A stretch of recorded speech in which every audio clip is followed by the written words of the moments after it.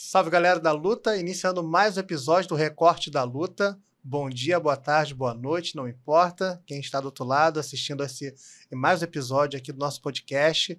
Hoje minha convidada é mais que especial, é uma pessoa que eu acompanho há muitos anos na luta, tenho o privilégio de ver a evolução dela primeiramente no jiu-jitsu e hoje no MMA. À minha frente aqui, a multicampeã Bia Mesquita. Obrigado pela sua presença aqui. Obrigada, gente. Prazer é meu de estar aqui. Acho que é o segundo podcast após a minha estreia aqui no UFC no Rio. E é muito, muito bom estar com vocês dois ao meu lado, pessoas que me acompanharam, né, em toda a minha trajetória do jiu-jitsu. E hoje estão me acompanhando no MMA. Acho que tem muita coisa pra gente falar aqui hoje. Vai faltar tempo, eu acho. Obrigada. Exatamente. Eu quero apresentar aqui minha companheira de tela, que agora vai estar volta e meia, mas eu espero que sempre, fazendo uma dobradinha comigo aqui no Recorte da Luta, a renomada especial Dai Bueno. Salve, galera do Recorte da Luta. Tô aqui hoje nesse podcast mais que especial, né? Com a minha amiga, uma pessoa que eu acompanho, que me inspira, atleta, a Bia Mesquita. A gente estava lá acompanhando ela no UFC e foi muito bacana acompanhar essa estreia dela em casa e com vitória, né? Que foi melhor ainda. Exatamente. E foi muito emocionante. A gente acompanha a Bia há bastante tempo, Sim. né? Ver a evolução dela, ver ela vencendo na casa. E Dai, faça as honras desse bate-papo aqui. Então, eu acho que pra mim foi muito especial acompanhar a Bia, né? Já acompanhei a Bia do Jiu-Jitsu. E a gente até brincou uma vez no BJJ Star, né? Que faltava... Eu fiz uma foto dela, até mencionei isso nas redes sociais. Fiz uma foto dela na coletiva com o microfone ali do BJJ Star e falei, Bia, agora tem que ter uma foto do UFC. E ela falou assim... Ah, vai ter. Eu falei, eu só tenho que estar lá, né? No dia. Foi mesmo. E eu acho que o universo, ele... Nada foge, né? Do teu caminho quando é pra ser. E quando eu me vi ali... E aí eu consegui, né? Minha credencial pra fotografar ali no octógono. E foi tudo, assim, muito especial. Porque foi em casa, com a estreia de amigos. Não só da Bia, mas também tiveram alguns amigos meus lá lutando que já treinaram comigo. Mas quando eu vi a Bia entrando, né, e passou um filme na cabeça, e eu falei assim, caraca, eu tô aqui, né, acompanhando a Bia mais uma vez.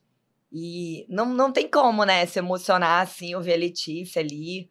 E foi uma vitória que eu acho que deixou a gente do jiu-jitsu muito emocionado, né. Então, foi muito bacana. E eu queria já começar a perguntar pra Bia, né, o que mais marcou ela emocionalmente, né? Nessa entrada no UFC em casa, com a família, com a torcida. A torcida aqui do Brasil, ela é mais exigente. É mesmo. Né? Mas é óbvio que eu acredito que a gente esperava algo diferente seu ali. Principalmente, o seu estilo de luta é muito marcante, né, Bia? Você se transforma literalmente quando você entra pra lutar. E eu não vi nada de diferente ali, eu acho que até mais. Segue o mesmo né? estilo. E o que te marcou, né? Assim, o que foi mais marcante pra você, emocionalmente falando, e algo positivo e negativo ali na sua estreia do octógono, assim, que você pode dizer? Dai. Eu lembro muito bem dessa época do BJJ Stars, que foi mais ou menos quando eu tava decidindo, né? Transição. Querendo migrar pra MMA, mas ainda não tinha ali o caminho, né? Das pedras. Como Sim. eu vou fazer isso? Eu quero, mas como começar a fazer isso? E aí você tirou essa foto e essa foto viralizou. Todo mundo falou, nossa, que fotão, não sei o quê. Foi uma foto que fica assim, ficou super em alta na época, que todo mundo amou, bem estilosa. E eu lembro bem disso, eu falava, gente, eu quero, mas como? Por onde eu começo? O que eu vou fazer agora, né? E aí, enfim, aí passaram-se alguns anos e, enfim, deu tudo certo, migrei pra MMA, agora fiz a minha estreia no UFC e, nossa, você tava lá.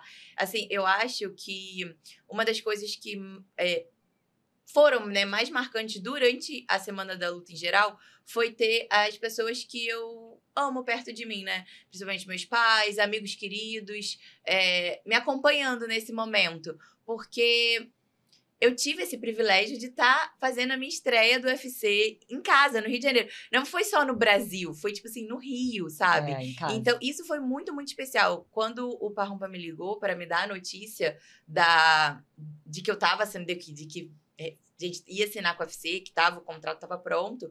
Mas o mais especial não foi só... já era uma grande expectativa, claro, assinar com a UFC e tudo mais. Mas quando ele falou que ia ser no Rio, eu falei assim, não, você tá brincando, não acredito. Como assim? Enfim, e tipo, cara, deu tudo muito certo. E eu digo que eu acredito muito no poder da palavra, né, da mentalização. E foram tantas vezes que a gente... Acabei falando, né, sobre isso, sobre a gente estar lá no UFC e tudo mais, e acabou acontecendo exatamente as coisas como deveriam ser. Mas eu acho que o mais incrível, assim, dessa semana da luta foi que eu consegui me concentrar para não deixar esse momento me abalar. E foi uma coisa que a gente conversou desde que eu assinei, foi, tipo assim...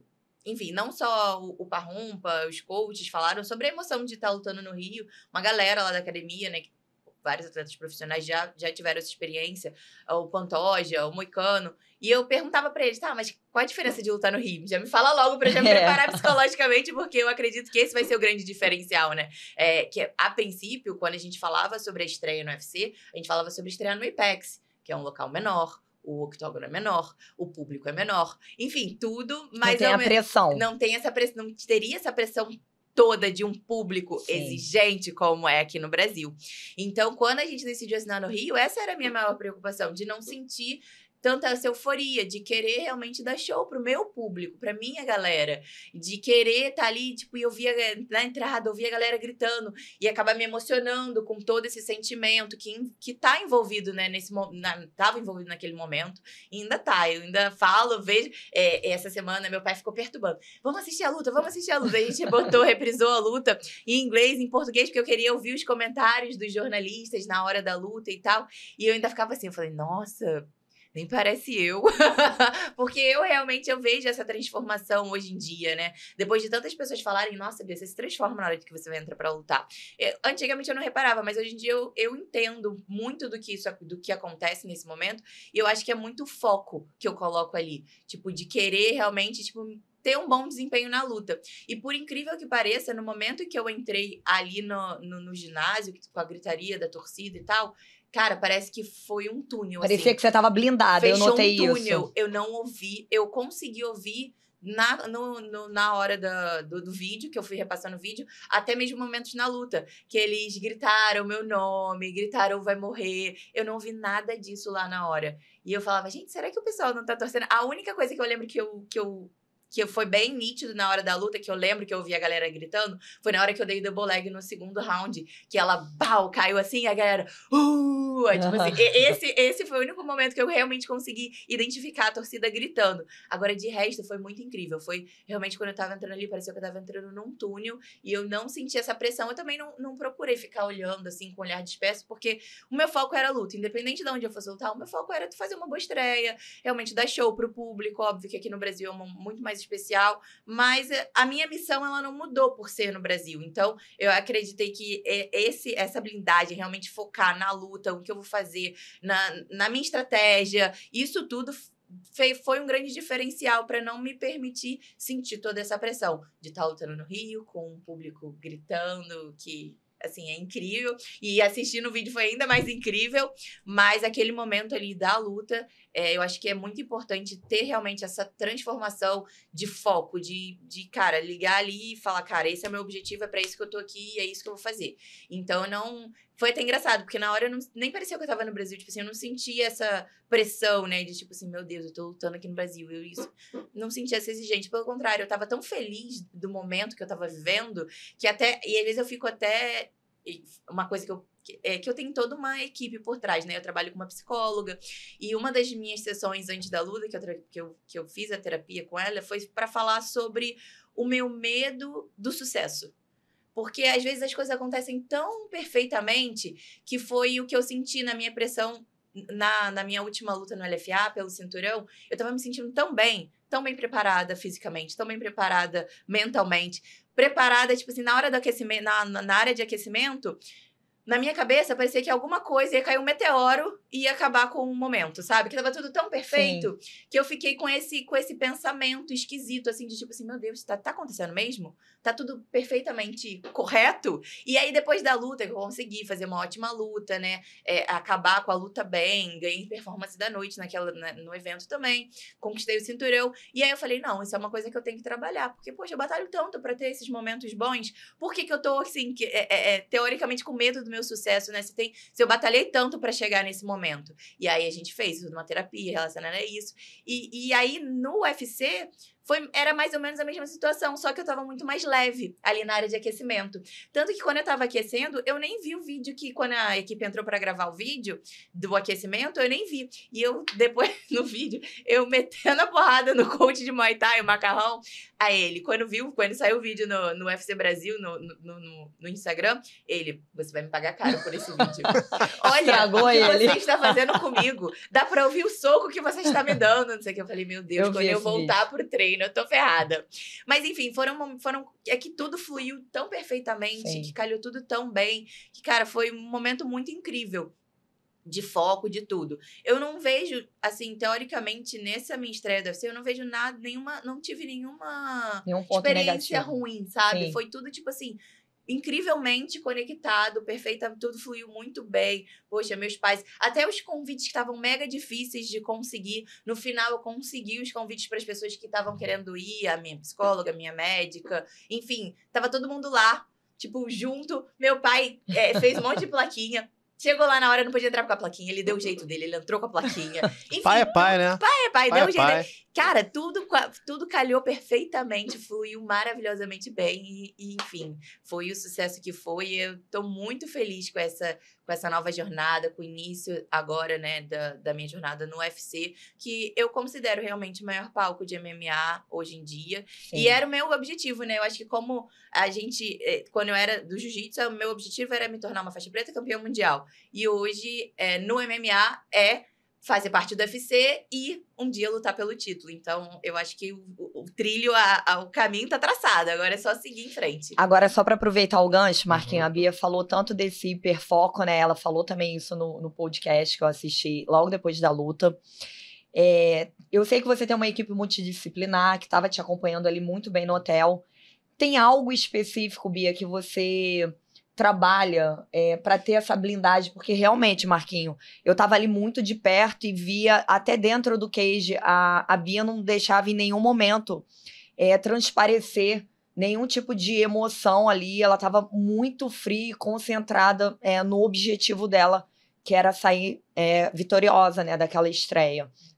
E diferentemente, né, da Letícia, que eu já olhava e via um semblante ali, né, jamais assim, tensa e emocionada. Letícia, nos bastidores, quando eu entrevistei com ela na pesagem, ela tá um pouco tensa mesmo. Ela tava tensa, depois ela até viu na foto que eu fiz, ela falou, eu acho que essa foto traduz muito o que eu tava sentindo, né, uma mistura de tensão, de felicidade, ali quando ela ganhou um alívio, né, mas a Bia não, eu senti, cara, e assim, quando você sai ali no túnel, né, pra vir pro cage, é um momento que alguns atletas ou se conectam com os fãs ali, né, entra na energia dos fãs, ou não, né, como eu vi o Charles também muito focado. Tem algo muito específico que você trabalha?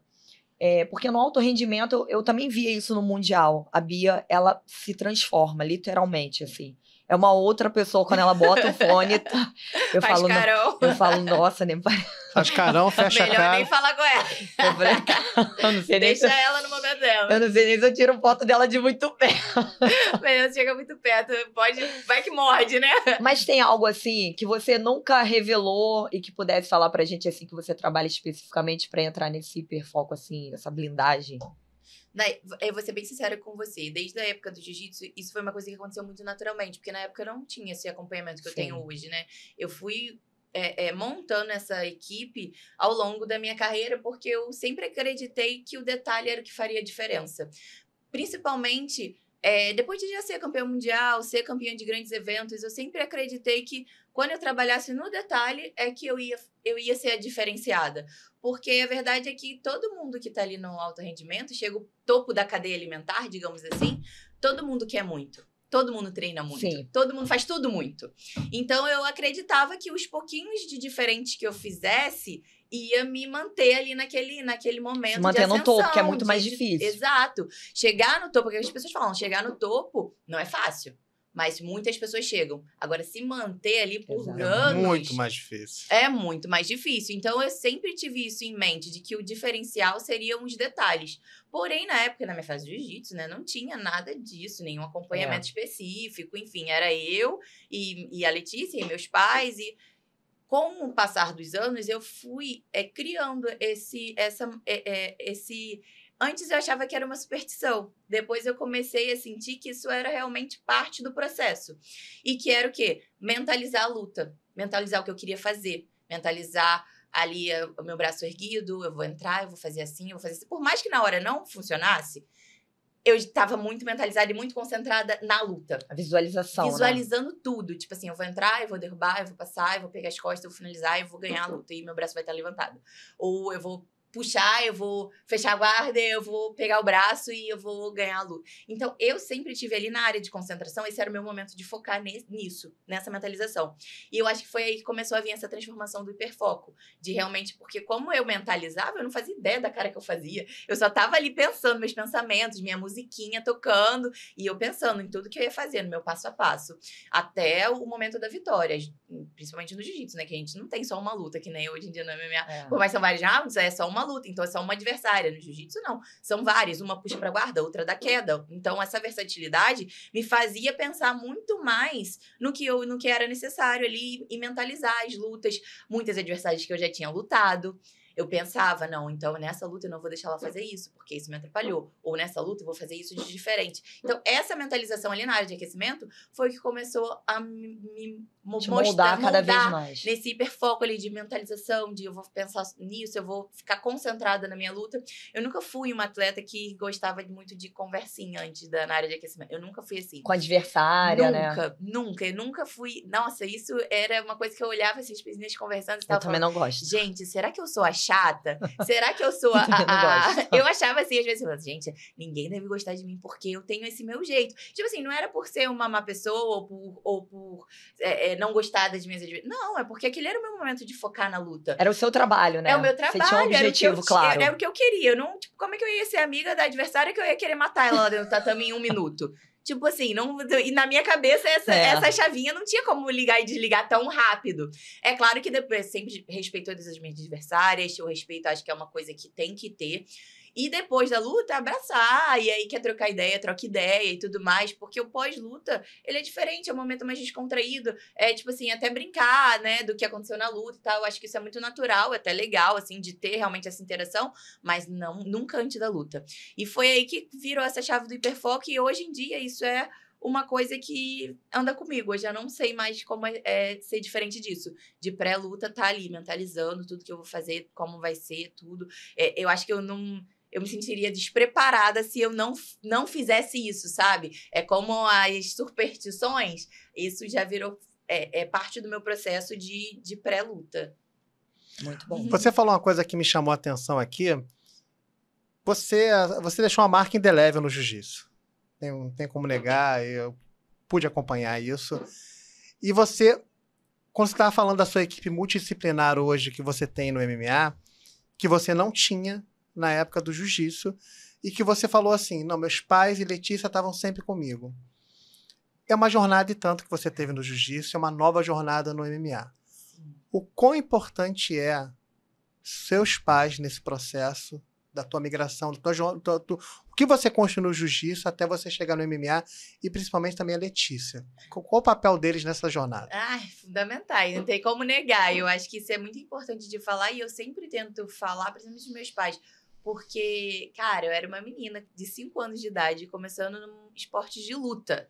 Ninguém na minha família lutava, ninguém era atleta na minha família. Enfim, não tinha, tipo assim, foi tudo muito do nada, não tinha ninguém. Não tinha nenhuma referência, né? Nenhuma referência, nada. E nada que fizessem eles, tipo assim, não, ela isso aqui me faz acreditar que ela vai gostar. A única coisa que eles acreditavam é que eu gostava realmente de treinar. A minha mãe, pra me botar de castigo, era falar, você não vai pro treino hoje. Falava, ai, não, tá bom, o que eu tenho que fazer? Fazia tudo direitinho, assim, bem disciplinada, pra poder treinar. E na época que eu comecei a treinar, meu pai tava em missão militar, tava em missão em Angola, e ele ficou 6 meses fora. E eu e meu irmão começamos a treinar, meu irmão parou 1 ano depois. Então, quando meu pai voltou de viagem, cara, ele super apoiou o fato de meu irmão estar treinando, da minha mãe ter levado a gente, tudo mais, que a princípio era pra ser, né, só uma atividade extra, uma distração, enfim.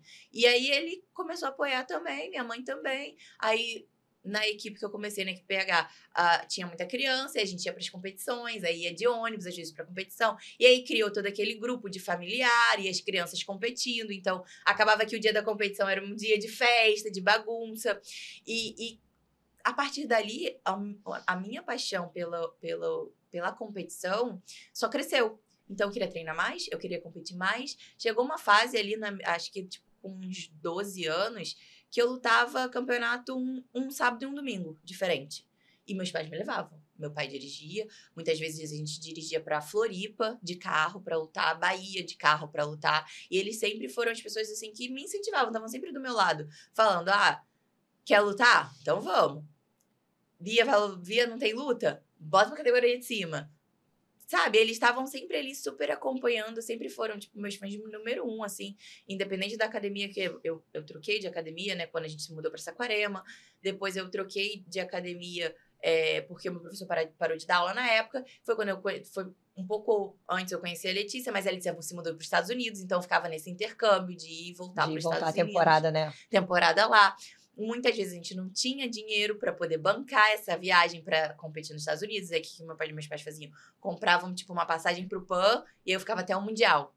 Aí eu ficava lá direto, porque não tinha como comprar uma pro PAN e uma pro Mundial. Então eu ficava lá direto com a Letícia treinando pra lutar e conseguir lutar os 2 eventos.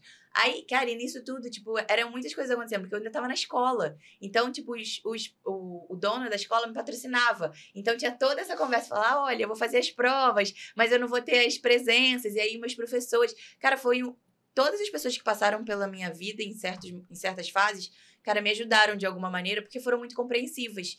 E é uma coisa que eu acredito que é muito difícil, porque eu era a Bia, uma menina, num esporte, teoricamente, no mundo masculino, de luta. Tiveram as pessoas que passaram e falaram, não, mas ela é só uma menina, não sei se vai dar certo. Tiveram, mas a maioria... Imagino que muitos. maioria das pessoas que foram ali, que me patrocinaram, eram pessoas que acreditavam muito em mim, muito no meu potencial, apesar de muitas vezes nem saberem aonde isso ia chegar, aonde que daria nos dias de hoje, né? De eu viver do mundo da luta, né? Ter realmente me profissionalizado. Mas foram pessoas que passaram e foram incríveis, assim, na minha jornada. E eu tive a sorte de ter os meus pais me apoiando e a Letícia, que foi a minha primeira referência feminina, né? Nesse mundo todo. Meu primeiro professor era um homem. Quando eu me mudei para Saquarema também era um homem. E aí, esse meu professor de Saquarema, o Vento Sul, foi quem me levou. Já era Grace Saquarema. E esse meu professor falou, tem uma mulher que ela luta. E ela é da Grace, eu conheço ela, Letícia. Eu acho que você tem que conhecer ela. Aí a gente foi pra Grace Tijuca treinar. Eu conheci a Letícia. E aí criou toda essa conexão. E aí foi a minha primeira referência feminina no esporte. De, tipo assim, caraca, ela é faixa preta, campeã mundial. Meu Deus, existe isso? Eu nem E tem muita diferença, ideia, né, Bia, de treinar com mulher, né? Ter o professor ali homem, pra mulher, né? Total. Ainda mais ela, como uma referência, já tinha sido campeã mundial, né? Isso, ela já era campeã mundial. E é o que eu falo muito, porque às vezes a gente se perde na cronologia, né? Mas naquela época, eu tinha 12, 13 anos, não tinha as redes sociais que tem hoje. Que a gente se conecta com todo mundo. Eu sou fã de fulano, vou seguir fulano. E aí você se conecta com aquela pessoa. Não tinha nada disso. Então, a minha referência foi vivenciar o lado dela, aprender com ela. Quando eu ia para os Estados Unidos, era fazer a preparação física, dieta, tudo ali, vivendo na prática, vivenciando aquilo. E a Letícia, ela sempre foi assim, tipo, o preparador físico falava, tem que fazer 10. Aí ela errava na contagem, não, a gente fazia mais 2, porque vai que a gente errou na contagem. E eu, criança, adolescente, imagina, gente. Eu tendo que seguir tudo, eu olhava pra ela assim, falei, gente, essa mulher é louca, que ódio dela. E no final, dava tudo super certo. Aí eu falava, não, tudo bem, deu certo. Okay. Não, mas eu lembro de um episódio de você falando isso, que foi quando eu comecei a treinar na Grace Muay Thai com o Alessandro. E tinha a Brenda, que era filhota da Bia. E a Brenda ali com 12, também 13 anos, né? Faixa era bem azul. novinha ainda. Ia pra Saquarema, fazer também treino lá com a Bia. Treinava às vezes lá, às vezes eu vinha, ela ia. Ia, e dali elas iriam pra Letícia, né? Pra passar a temporada de PAN, Mundial. Foi o tal Mundial. E eu lembro que a Brenda fala até hoje isso pra mim. Ela, Dai, continuo não gostando de treinar. Odeio fazer dieta. E eu obrigava ela a fazer. Aí ela até falou comigo no Jiu-Jitsu Com, né? Eu ia lutar, mas o Márcio não deixou porque eu não tava treinando. Eu falei assim, você é o Romário, né? Só quer entrar pra fazer o gol. Ela, se pudesse, sim, porque eu odeio. E ela, literalmente, eu lembro de episódios assim, a Bia ia lá na academia do Alessandro. E a Brenda, cara, ela odiava, assim, treinar. Ela não gostava, né? Porque ela odiava todo o processo. O processo. Treinava super bem. Mó talento. Mas não gostava de treinar. Aí, né, nessa época que a gente foi para os Estados Unidos, a primeira vez, foi eu, a Brenda e a Baby Bia. Que hoje a Bia trabalha com fotos e tal, trabalha na Kings. E elas duas eram adolescentes ainda. E eu fui responsável, né? Tipo assim, a mãezona ali, tipo assim, vocês vão fazer isso? Dando duro nelas. Dando duro. E elas ficaram comigo. A gente ficou num hotel. E aí eu cozinhava e eu obrigava elas a comerem a comida da dieta. Não podia comer fora da dieta, não podia comer doce, não podia tomar refrigerante. E elas, assim, odiando aquele processo, né? Eu falei, não me interessa. Vocês não vieram com objetivo, vocês vão ter que seguir. Eu virei a Letícia, sabe? Então, eu acho que foi muito isso. Ela assumiu o papel da Letícia. Fazia isso com as meninas, né? E as meninas seguiam os passos dela. E o resultado, não, né? Por um tempo ali, até a Brenda ir pra Abu Dhabi, ela foi campeã mundial de tudo ali, né? Naquele período de colorida. Sim. Então, acho que... E eu ali, de faixa branca, começando, vendo aquilo ali... Meu Deus do céu, onde é que eu tô me metendo? E eu já traumatizando, né? Não, uma vez Não, e eu olhando aquelas medalhas, né? Porque eu lembro que o Alessandro botava assim, cada medalha que chegava, ele botava pendurado. E ele falou assim, olha, essas são as medalhas do World Pro, do Mundial. Aí eu lembro que eu falei assim pra ele, eu falei assim, olha, eu acho que eu não vou ter uma medalha dessa, então... Né? Porque eu pensava assim, caraca, o caminho precisa disso tudo pra chegar lá. Eu falava assim, Alessandro... Mas ser atleta é abdicar das coisas. Não mas assim... E eu também não achava que eu ia competir, então eu pensava assim, também não sei onde eu vou chegar com isso, entendeu? Agora, como é que você lida com isso, Bia? Você, como a gente falou do jiu-jitsu, você, pra chegar onde você chegou, você abdicou de muita coisa. Foram muitos sacrifícios. Somente seus e de quem está à sua volta. Sim. E você sabe que agora você zerou aí e vai ter que começar de novo isso no MMA. Exato. Como é que você lida com voltar com todo esse sacrifício, abdicar de certas coisas na sua vida pessoal? Eu acho que o mais difícil é ficar longe da minha família, né? Como a gente estava falando. Tipo, meus pais sempre foram ali minha base, meu suporte, tudo. Então, acho que morar longe e não saber quando é que eu vou vir, por exemplo, esse ano foi o ano que eu fiquei mais tempo sem conseguir vir ao Brasil. Eu vim no Natal, Ano Novo com eles, passei aqui no Brasil com eles e fui.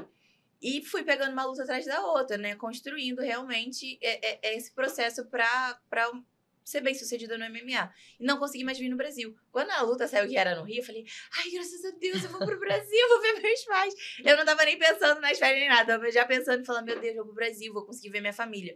E foram 10 meses, né? Foi um período que eu fiquei mais tempo sem conseguir vir ao Brasil, assim, direto.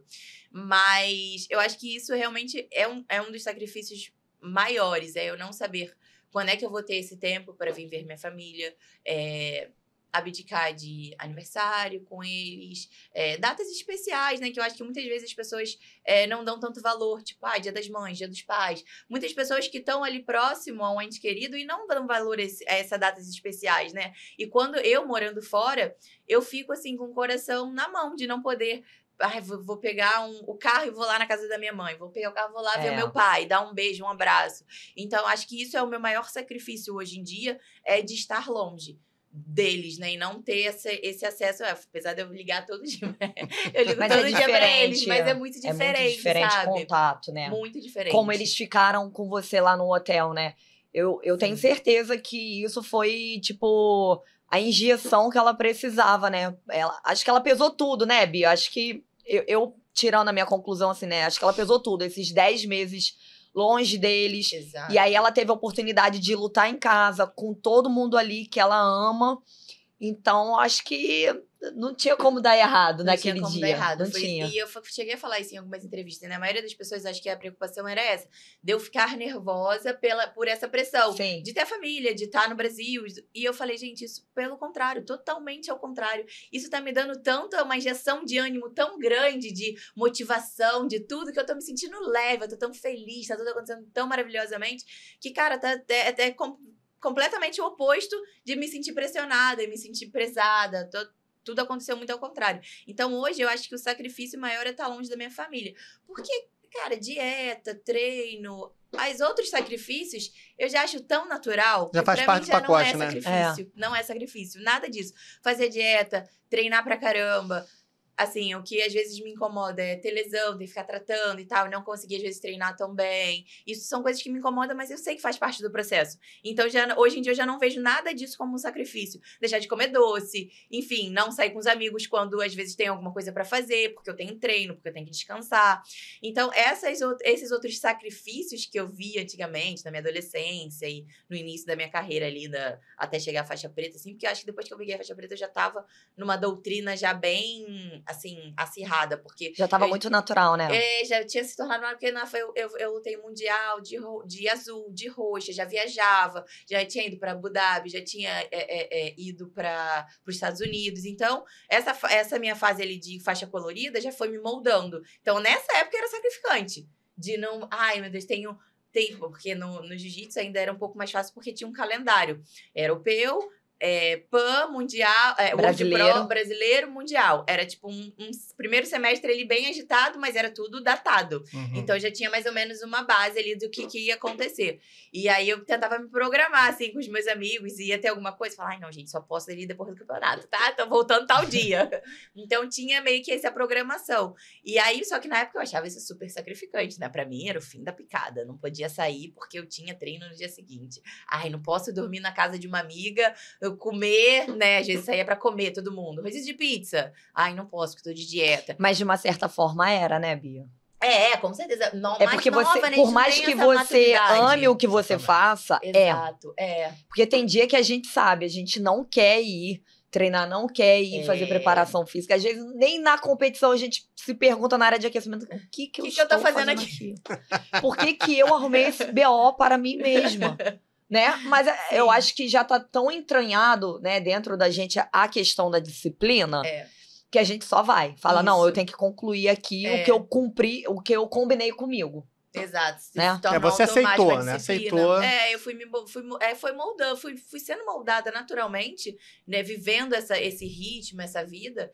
E que hoje em dia essas coisas mais simples, assim, eu dou muito mais valor às coisas que antes eu tinha e também talvez não valorizasse como deveria, né? E hoje em dia, assim, a distância que até do meu cachorro, gente. Morro de saudade do meu cachorro, que ele ficou aqui com os meus pais, porque tem mais espaço, né? Claro. Eu não tenho tempo, realmente, de ter um animal de estimação, por exemplo. Eu treino o dia inteiro, eu viajo, e aí? O que eu vou fazer com o cachorro, né? Vou deixar trancado? Tipo assim, que não é justo. Não tem como, né? Então, eu acabo deixando ele, quando eu venho, nossa, eu fico... Esse cachorro vai ficar mal acostumado. Quando você for embora, ele vai sofrer, porque eu fico mimando, igual um filho mesmo, eu mimo meu cachorro. Então, são essas coisinhas, às vezes, coisas bobas, que às vezes as pessoas não se atentam em que eu considero que são os meus sacrifícios. Hoje em dia é isso. Fazem diferença, com certeza. Quer fazer uma pergunta? Então, o pós-luta agora, né? Você teve esse período aí de férias, já se conectou com Acabou o período de férias? Uma semaninha, Dade acabando com as minhas férias. Não, mas já cortou as férias dela? Não, uma semana já deu, minha filha, vamos voltar a treinar, acabou. Não, mas é porque ela voltou a treinar essa semana, ela não estava, ela estava em off. Ontem eu treinei, é verdade. Entendeu? Então, segunda-feira ela já voltou, porque ela sabe que o chicote... Segundou. O período sabático passou, né? O chicote vai estar lá a partir do dia 28. Exato, gente, voltando pra Flórida, meu Deus, eu que não esteja preparada não pra ver. Então, assim, você já conversou com a sua equipe multidisciplinar, com o Parrupa, com todo mundo, né? Essa tua volta pra América Top Team, né? O que vocês já estão traçando? Você já, né, tá tendo esse período de descanso, mas você já voltou ali o teu foco essa semana, porque você sabe que a partir de terça-feira você retorna os treinos, né? E aí zera ali para uma nova luta. Então, você já conversou com eles? Como é que tá essa expectativa para a volta? Tem algo que você detectou na luta com eles, que você quer aprimorar ali né? Porque você levou a luta ali pro jiu-jitsu, né? Não foi bem uma trocação. Vocês não chegaram a ficar fazendo uma trocação em pé. Você foi pra tua zona de conforto e muito bem, porque a gente gostou, mas ela dominou só dando cotovelada. Nossa, eu olhava e falava, nossa. Coitada, essa menina foi resistente, coitada. Você dominou muito bem ali na parte do chão, né? Você não só quis vir pro jiu-jitsu, como, né, uma maioria que migra quer levar logo ali e resolver. Você mostrou uma consistência no chão ali, massacrando bem a adversária, né? Minando ela até chegar ali o teu objetivo. Tem algo ali que você já começou a conversar com a equipe para trabalhar nessa volta? Quer melhorar ali alguns pontos que você tá se exigindo isso para a próxima luta ou não? Ai, com certeza. Tem um monte de coisa já que eu quero melhorar. E eu digo assim, Dai, que eu tenho, muitas vezes eu tenho o privilégio de melhorar, de evoluir na vitória. Que é muito mais fácil acontecer isso na derrota, né? Porque na derrota a gente vê 1 milhão de falhas. E eu tenho tido, né, nessa minha carreira da MMA, eu tenho tido essa oportunidade nas vitórias. De realmente ver, não, tem que melhorar isso, tem que melhorar aquilo. E uma das coisas que eu assisti na luta essa semana, que a gente já vem conversando, é sobre o domínio do cage, que é uma coisa que eu ainda não tenho também, que é manter a luta no centro. Como o meu objetivo vai se continuar sendo até o final da minha carreira, né? O Parromba fala isso claramente. E eu e todos os coaches concordamos com ele de que eu não tenho tempo hábil para ser uma trocadora. Isso. Eu não vou ser uma expert de Muay Thai ou de boxe. Por mais que eu treine todos os dias, por mais que eu me dedique, que eu esteja evoluindo, eu não vai ser essa a minha especialidade. Você não vai ter esse tempo. A minha especialidade vai continuar sendo o chão. Ah, Bia, você acha que você não tem talento para poder um dia... Eu acredito, mas nessa minha jornada, nessa minha trajetória do MMA, eu não tenho tempo hábil para focar nisso. Eu tenho que ter o treino de MMA, que é a mistura de tudo. Então, o meu objetivo vai continuar sendo até a luta pelo cinturão, vai ser levar para a minha área do jiu-jitsu. Evitar tomar o máximo de soco. Como nessa luta eu não tomei nenhum soco, graças a Deus. Que continue assim. Manter o meu rostinho aqui intacto, né? Poder posar para as fotos e para praia, não ter esse problema. E, assim, então, esse é o meu objetivo e foi o que eu consegui me colocar na luta, né? Não tomar soco, chegar no agarrado, levar pro chão e ground and pound ou a finalização, conseguir acabar com a luta ali, né? Porém, eu tenho consciência como uma atleta que eu tenho que ter meus diferenciais. Vai chegar no topo da pirâmide. Isso aí que eu ia falar. Que não vai ser tão fácil de derrubar a minha adversária. Que talvez vou ter muito mais dificuldade. E eu tenho que estar preparada para esse momento. Em pé. Exato. Isso. Então, a minha evolução agora é realmente melhorar o máximo em pé. Continuar levando pro jiu-jitsu? Sim. Continuar sem levar soco? Sim. Mas a hora que eu precisar usar as minhas artimanhas em pé, eu vou ter. O boxe, o Muay Thai. Então, ter esse domínio do cage, muitas vezes, não ficar permitindo ali ficar próximo da grade. Então, tem vários detalhes que a gente vai, né, manter treinando e evoluindo, porque o bem ou mal tem exatamente 2 anos que eu tô morando na Flórida, que eu tô treinando especificamente lá na América Top Team, que eu considero que foi o meu início no MMA, assim, sinceramente. Eu, quando tava morando aqui no Brasil, eu tentava, treinei no Cefão, boxe ali, com o José Aldo, com a galera ali, o coach maravilhoso. Treinei algumas vezes lá com Davi Ramos, lá onde tem mais uma parte de MMA. Mas, cara, era muito difícil. Eu ia para cada lugar era uma especificidade, um lugar wrestling, um lugar... Um estilo, né, também, um lugar de treino. Jiu-jitsu, um lugar... E, assim, não se conectavam. Porque onde eu treinava boxe, era boxe. Só boxe. Quando eu treinava Muay Thai, eu chamava o menino pra me dar aula particular, que era só Muay Thai.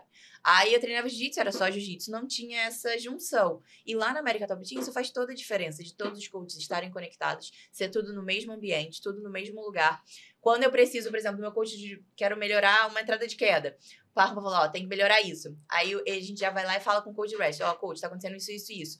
Aí a queda melhorou, mas já não tô conseguindo combinar com a trocação. Aí vou pro coach de Muay Thai de boxe, quero fazer essa queda aqui, como é que eu faço pra conectar com qual a combinação que eu vou fazer pra chegar nessa queda?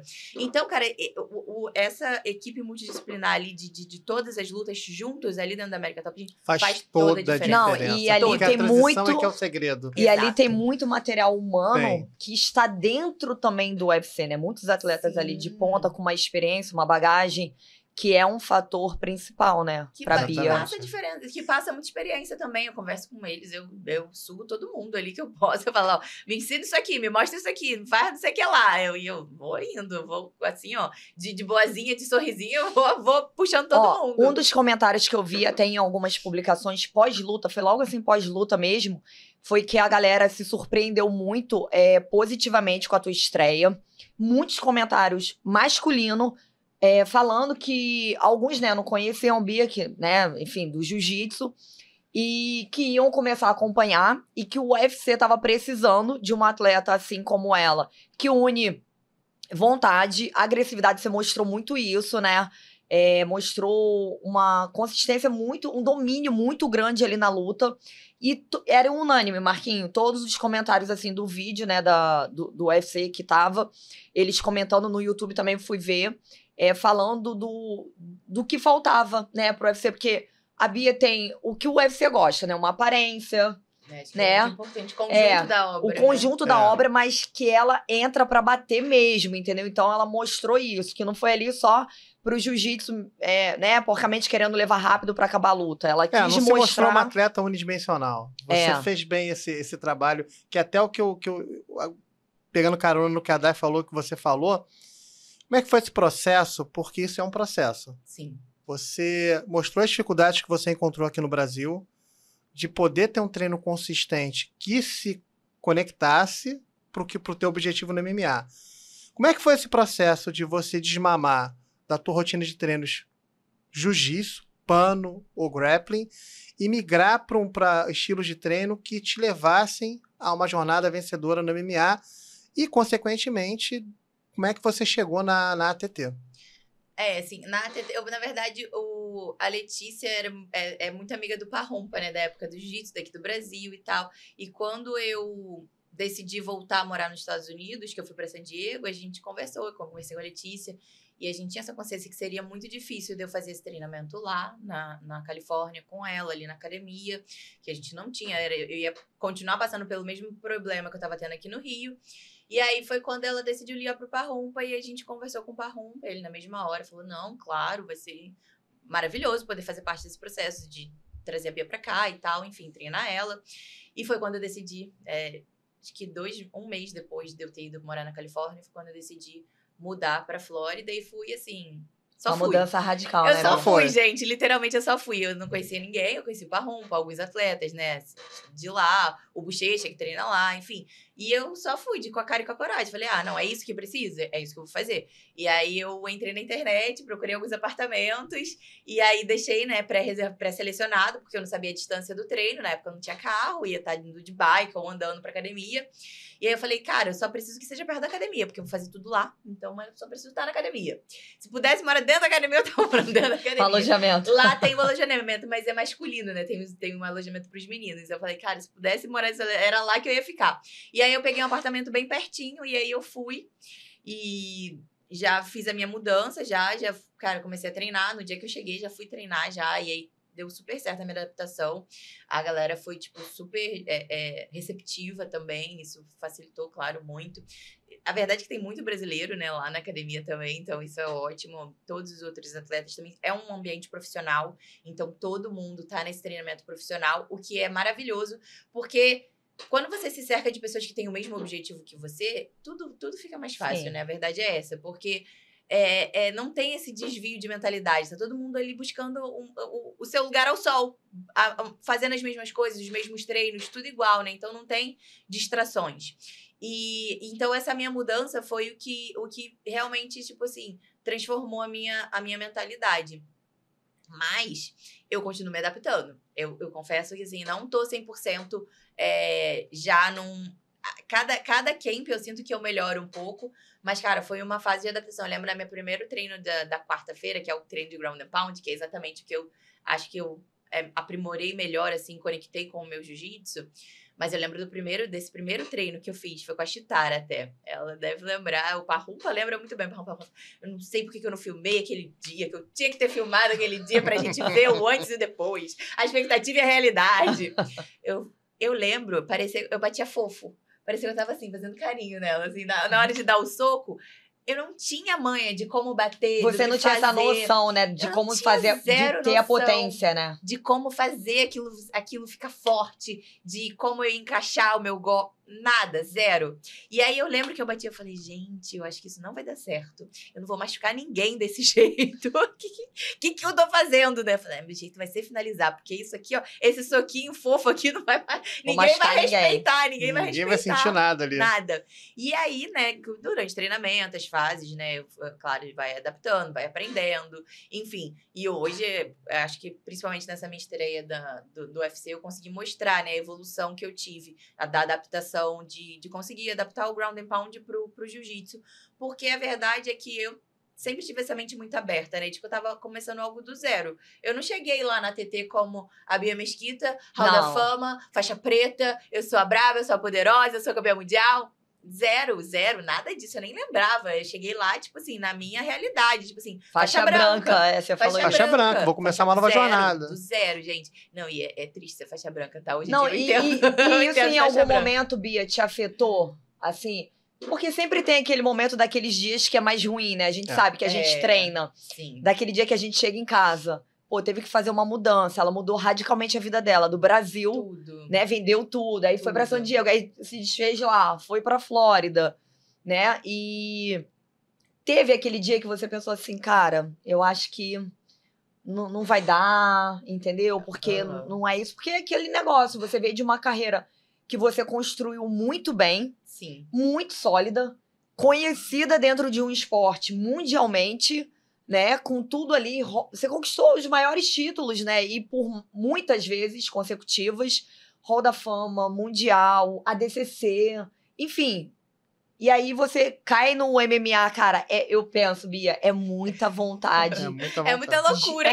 Cara, eu olho e falo assim, cara, é muita vontade. Eu fiquei olhando assim, não, eu falei, mano, ela é muito sinistra. Não, eu confesso, né, que isso foi uma das coisas mais difíceis, assim, que são fases, eu acho, na vida, né? E, assim, quando eu me mudei e tudo isso aconteceu, assim, eu tive muita coragem. Muita. Só que foi uma coragem natural. Eu não pensei. Sabe quando você não pensa, só age? Só fui e vou fazer, vai acontecer, vai dar certo, não.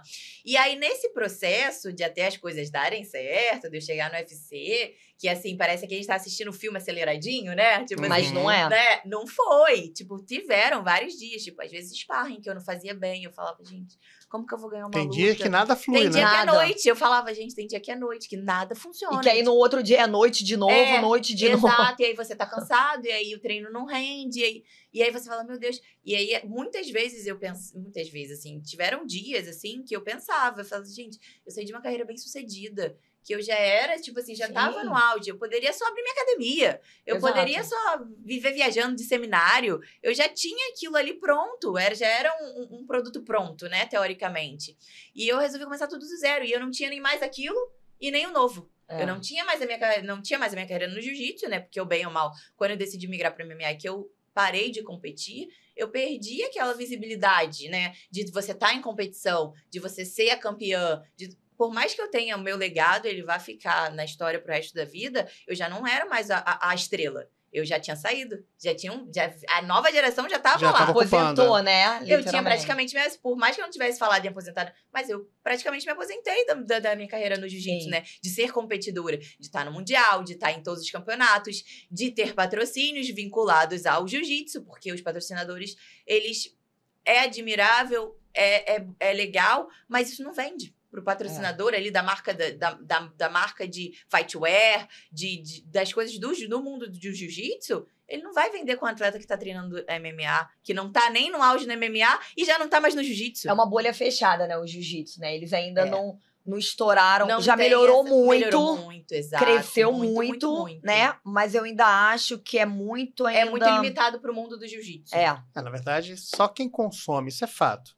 Só quem consome jiu-jitsu é quem pratica jiu-jitsu. Você não vai porque chegar o leigo não consegue entender uma consegue. competição diferente do MMA. Até minha mãe assiste luta de MMA. Agora minha mãe não vai parar. Não... O MMA é muito mais, é plástico. Você identifica o que tá acontecendo. O show, Você não vai chegar numa roda de bar e falar assim, caramba, ele passou a guarda, ele vai finalizar. Treina jiu-jitsu? Não. A pessoa Não, Sim, e eu assim, só você sei tá treinar. numa posição por baixo. É. Muitas vezes eu já, né, tipo assim, família mesmo. Ah, mas você tava ali por baixo, tava perdendo. Eu falei, não, ali eu tava numa posição de domínio, da Aham. guarda. Sim. Então, assim, não tem um entendimento, né? Exato. E aí chegou uma fase que eu tava nesse vulcão de não tô ali, não tô aqui, e não, o que eu faço? Tô sem patrocínio. Tô sem patrocínio, não tava dando seminário. O dinheiro das lutas não era o suficiente pra me manter esse tempo todo, porque eu, bem ou mal, na carreira da MMA, sem os patrcinadores, a gente vive da luta. Lutou, tem. Lutou, Não tem o lutou, dinheiro. Não lutou, não tem. E É. aí, uma fase que é iniciante, que o dinheiro não é um valor tão alto, né, da bolsa. E aí eu ficava assim, eu falava, gente, o que eu tô fazendo da minha vida? Correndo atrás do prejuízo, eu não tenho... Pensando se eu vou ter dinheiro no mês que vem pra pagar o aluguel, pra pagar minhas contas. E aí que começam a vir as dúvidas, né? Tipo assim, será que eu tô no caminho certo? E aí é que eu acho que faz toda a diferença de ter esse o acompanhamento mental, que eu ia falar, né? De tudo. E ter pessoas que acreditam em mim. Porque muitas vezes não são só os profissionais. Porque os profissionais, eles estão ali pra fazer esse papel. Mas e aí? Será que tá certo mesmo que eles estão falando? E aí eu ligava pra Letícia, ligava pra minha mãe, ligava pro meu pai, que são as pessoas que me conhecem desde lá de trás, falam, não foi isso que você escolheu? Tudo que você sempre se propôs a fazer, você não sempre conseguiu chegar, ser bem-sucedido, agora que você tá tão perto, você já fez o mais difícil, que foi mudar, que foi... Agora você tá tão perto de conseguir o que você quer, você vai conseguir. Aguenta mais um pouquinho. Tenha fé, mantenha disciplinado, não sei o que. Aí eu respirava fundo, ia dormir naquele dia, falando, meu Deus, tá bom, eu vou conseguir. Ela recorreu à equipe multidisciplinar emocional dela. Mas é porque é um ponto, né, que assim, eu falo muito, eu lidando com atletas do alto rendimento, né, eu vejo muito isso de perto, né, eles conversam comigo. A questão do patrocínio, o quão difícil, né? Exato. Eu e a Bia já conversamos sobre isso várias vezes. E assim, na minha cabeça não entra como que uma atleta sabe, com a bagagem que a Bia tem, com o know-how, que ela tem um nome de renome, falar, cara, eu tô sem patrocínio, vou ver se pra luta eu consigo. Às vezes eu acho que é até um pouco ingrato, né, Bia? A carreira ali dentro do jiu-jitsu, porque é tanto sacrifício que, assim, ela jogou, não só ela, outros atletas. Só que a galera que tá de fora, né, hoje eu vejo, Bia, a galera às vezes me pergunta assim, mas a Bia agora tá bem, né? Eu falei, gente, é contrato de iniciante, tirando ela começou... Glamour, as pessoas se encantam com glamour. Assim, e eu treinei numa equipe em que também vive muito isso, o MMA, né, a Nova União, e eu presenciei muito perrengue dos meninos, assim. Eu via assim, eu falava assim, cara... Por isso que eu literalmente me emociono, assim, com algumas vitórias. Porque eu vi muito de perto alguns perrengues. A dificuldade. Foi pra chegar até lá. Entendeu? Então é legal ver que aquela pessoa chegou ali, mas as pessoas acham que chegar ali no cage já tá tudo resolvido. Tô no UFC. Gente, não é. Não é. Não é. Tem um caminho visualmente, mas não. Tem um caminho árduo, né? Você tem uma categoria pela frente, você tem um tempo curto, você tem que traçar estratégias agora muito certeiras. Sim. E as pessoas acham que só porque tá ali tem um glamour. Tem um glamour, mas não é. É muito mais sobre bastidores do que... Os bastidores, a realidade é completa. É que nem a vida da rede social e a vida real, né? Que, assim... Pessoas hoje vivem uma vida de novela, assim, acompanhando só os momentos bons. Porque a gente posta o que a gente quer, né? Exato. Não, você posta ali os momentos bons. Você não vai ficar se lamentando. Ai, meu Deus. Eu gosto de momentos bons e ainda toco um filtro em cima. Então fica tudo ótimo, né? Por isso que às vezes eu mostro logo as derrotas, pra dar um choque de realidade na galera. Galera, a gente vida não é um morango ao leite. Não, mas cara, eu recebo às vezes muito isso de atleta, sabe? Falando, eu não posto minhas derrotas, meus insucessos. Falei assim, eu posto. Porque é para as pessoas verem que se eu cheguei ali naquele dia fotografando ali no cage, teve muito não. Teve. Em Vegas teve um não. Sim. E no Rio teve o sim. Exato. Muita gente não entendeu por que a gente estava muito feliz de ver. Não é comum a nossa equipe toda reunida no UFC. Toda, 4? 4. Não é comum isso, porque às vezes um consegue, outro não consegue. É difícil ter o credenciamento, né, pra uma equipe assim, já maior. Então, assim, eu posto. Mas eu posto porque eu tô me vitimizando? Não. É pra mostrar pras pessoas que tem, gente, um processo que literal... Não é só a palavra. O processo, que todo mundo fala no processo. É lindo falar o processo. O processo, suportar o processo. Só que só realmente permanece quem literalmente suporta o processo. A Bia me viu recentemente lá no American National, né? Perdendo pra uma pessoa que eu tenho amizade.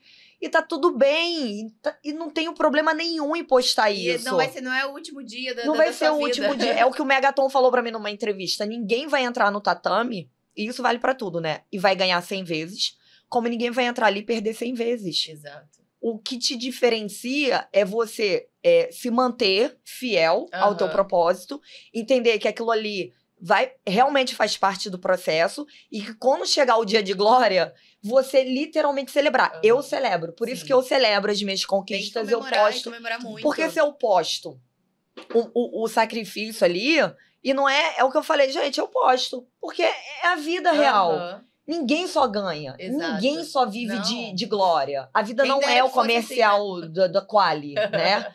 Todo mundo tem. E é por isso que talvez o Marquinho, que é uma pessoa que me levou, né, pra tatame, ele é o responsável por hoje eu ser a Dai tatame, né? E tá onde. E eu falo pra ele, Marquinho, não é só meu isso, é seu.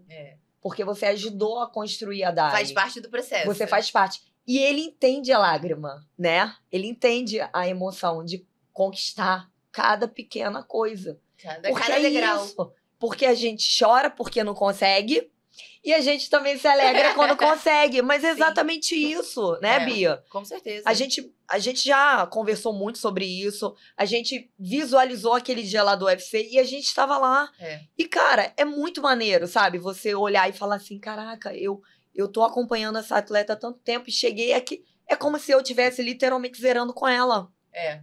Né? Zeramos o game. Zeramos o game, porque agora, né? Será que eu vou estar na próxima luta dela? Né? Tomara, né? É toda uma corrida, né? Sim. Então, assim, a gente também que é mídia, a gente zera também o game com o atleta quando ele muda ali de carreira. Nossa, muito, diferente. Muito a gente tá caminhando pro final do nosso bate-papo. Ai, já acabou, gente. Passa rápido, mas eu tenho que te fazer uma pergunta.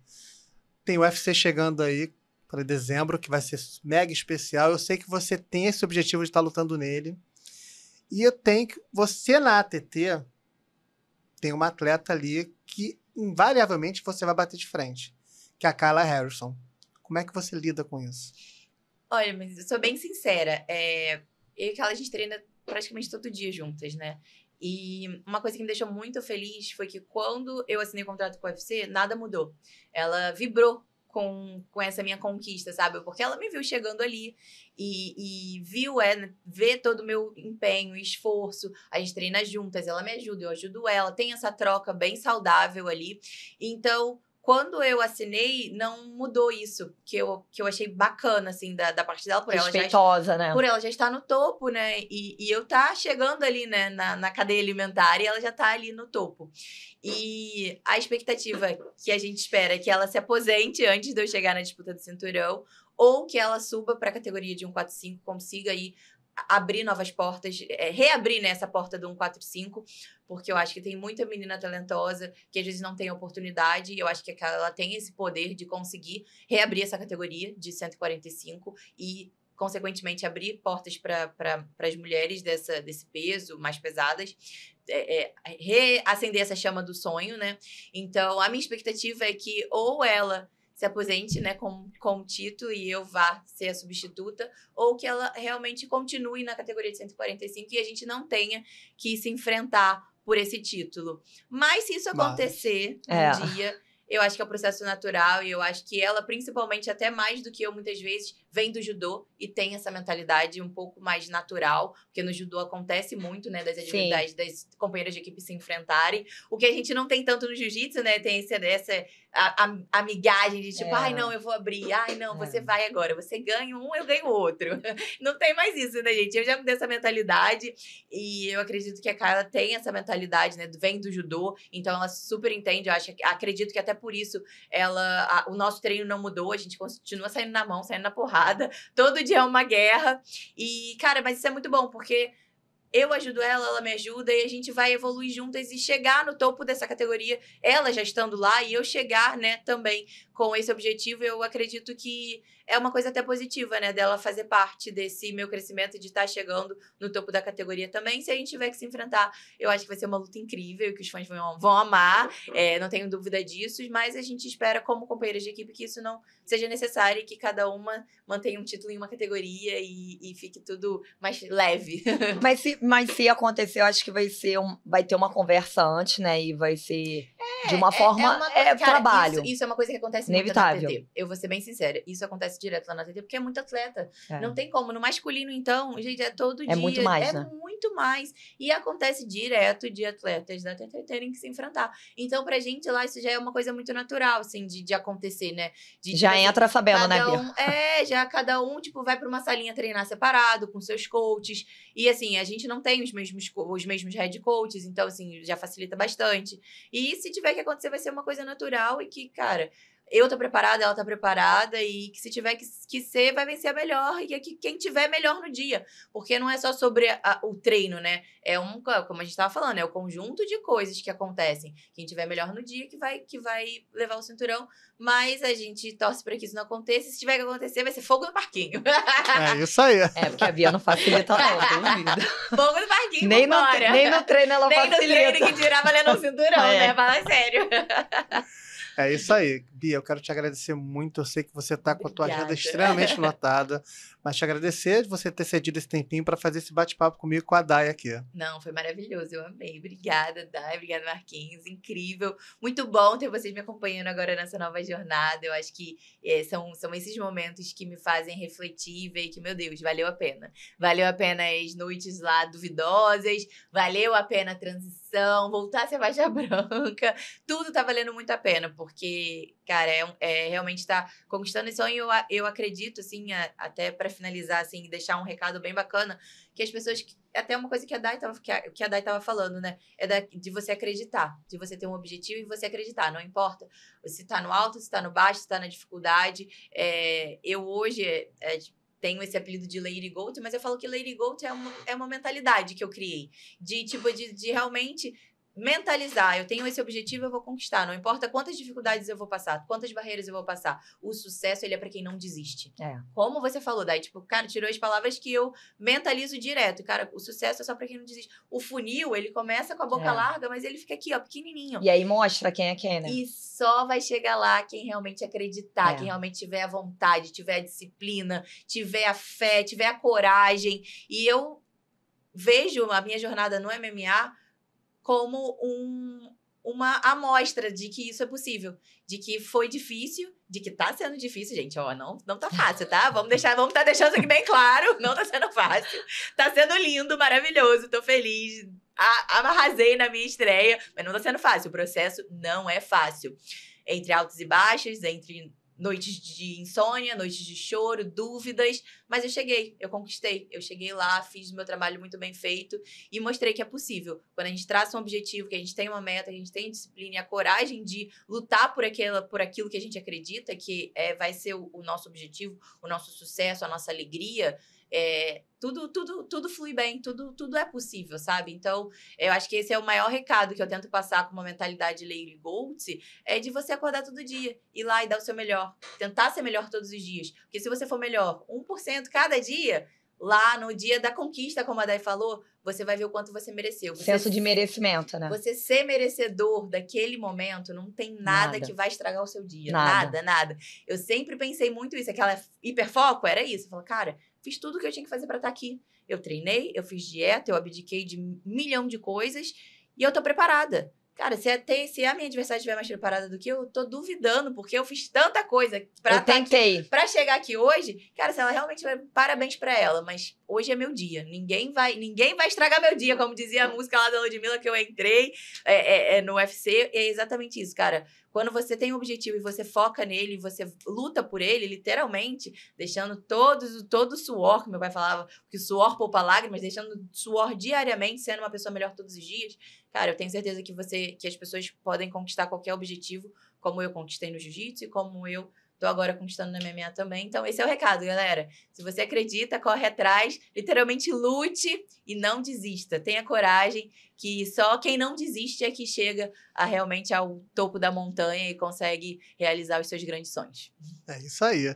Dai, te agradecer por você ter vindo Obrigada. aqui conversar. Eu acho que esse é o primeiro de muitos programas que a gente vai gravar junto, que eu já vivo... Galera que não sabe em casa, eu vivo cantando a Dai o tempo todo pra ela estar fazendo dobradinha comigo aqui no bate-papo, mas ela me... É porque eu tenho pouco trabalho, né, Marquinhos? Ela... Tá bom. Tá com o tempo, tá Tô com o com tempo. tempo, tô vendo casos de família todo dia. Mas eu queria agradecer. Eu acho que é isso que a Bia falou, né? Eu acho que vai merecer a vista da montanha quem não deixar de escalar, né? E é a melhor sensação, eu falo isso.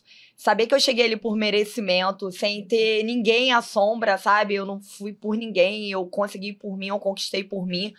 Eu acho que é o que me dá mais prazer, Marquinhos, sabe? Mais do que qualquer coisa, assim.